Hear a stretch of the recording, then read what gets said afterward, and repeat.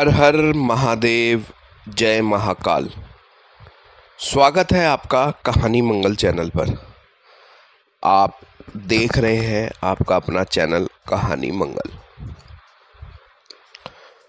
रात जब अंधेरा गांव की गलियों को निकल जाता है, जब पेड़ों की शाखाएं जैसे किसी को पकड़ने के लिए झूलती है, जब सन्नाटा इतना गहरा होता है कि अपनी ही सांसें डराने लगती हैं,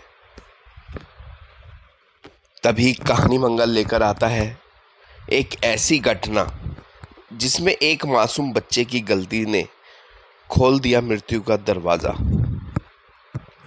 एक पत्थर, एक लाश और एक आत्मा जो बदला लेना चाहती थी। वो आत्मा जिसे चैन नहीं था तब तक जब तक कि उसने उस बच्चे की रूह को अपनी कैद में नहीं कर लिया।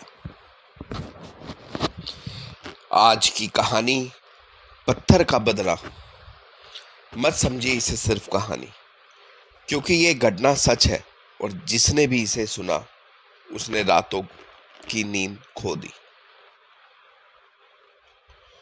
कहानी मंगल में आज हम लेकर आए हैं एक ऐसी सच्ची घटना जहां एक बच्चे की मासूम हरकत ने उसे उस अंधेरे रास्ते पर ला खड़ा किया जहां से लौटना लगभग नामुमकिन था।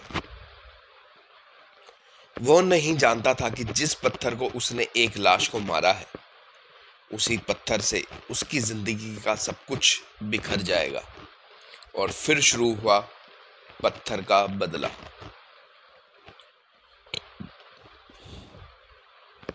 गांव भैरवपुर उत्तर प्रदेश का एक छोटा सा गांव, जहां बच्चों की शामें मिट्टी और हंसी में बीतती थी। 7 साल का रवि अपने दोस्तों मोनू, सोनू और अमन के साथ रोज की तरह खेतों के पास खेल रहा था। उस दिन हवा में अजीब सी ठंडक थी, सूरज डूबने को था और चारों बच्चे उस पुराने रास्ते की तरफ भागे जो अब कोई इस्तेमाल नहीं करता। कहा जाता था उस रास्ते के किनारे कई साल पहले एक औरत की लाश मिली थी। गांव वाले उसे काली बुढ़िया का रास्ता कहते थे। मोनू ने हंसते हुए कहा, चलो आज उधर चलते हैं, देखेंगे कौन डरता है। रवि सबसे आगे था क्योंकि वो थोड़ा जिद्दी और निडर था। चारों हंसते खेलते उस सुनसान रास्ते पर पहुंचे। वहां धूल, सूखे पत्ते और एक अजीब सी बदबू फैली हुई थी। हवा में सन्नाटा था। तभी रवि की नजर कुछ पर पड़ी। जो जमीन पर पड़ी एक काली सड़ी हुई लाश थी। उसका चेहरा आधा मिट्टी में धंसा हुआ और शरीर जैसे किसी ने फेंक दिया। बच्चे पहले तो डरकर पीछे हटे, लेकिन रवि ने घबराते हुए कहा, यह तो पुरानी होगी, चलो देखते हैं। मोनू बोला, पागल है क्या, चल यहां से। लेकिन रवि हंसते हुए झुका और जमीन से एक पत्थर उठाया। देखो मैं डरता नहीं, कहकर उसने वो पत्थर सीधा लाश पर फेंक दिया। पत्थर लाश के चेहरे पर जा लगा। एक सूखी खौफनाक आवाज निकली, जैसे किसी के गले से आह निकली हो। बच्चे चिल्लाते हुए भाग गए। किसी ने पीछे मुड़कर नहीं देखा। उस रात रवि बेचैन था। उसे नींद नहीं आ रही थी। कमरे में अंधेरा था, बस दीवार पर लगी पुरानी घड़ी की टिक टिक चल रही थी। अचानक उसे लगा कोई उसके बिस्तर के पास खड़ा है। उसने आंखें खोली।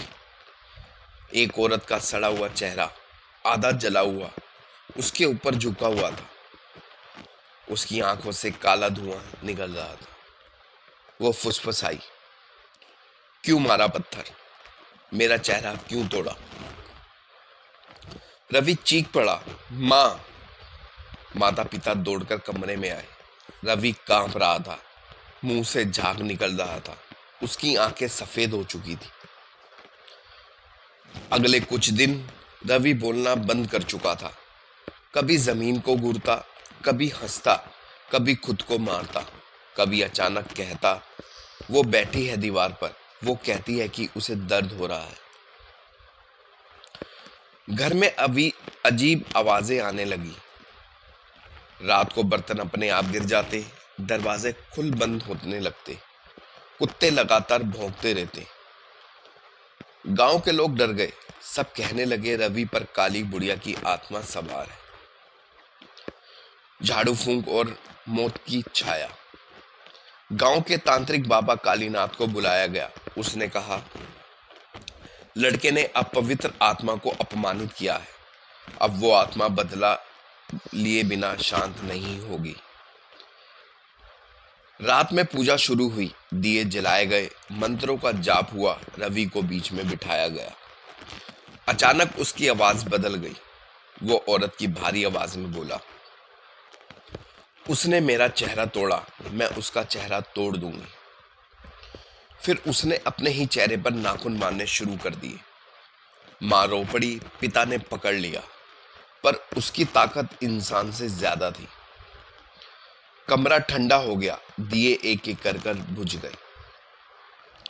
बाबा ने मंत्र जोर से बोले, छोड़ इस बालक का शरीर, चला जा अपने लोक में। अचानक रवि का शरीर कांपा और जमीन पर गिर गया। कुछ पल के लिए सब शांत हो गया। फिर उसके मुंह से काला धुआं निकलकर दीवार पे समा गया।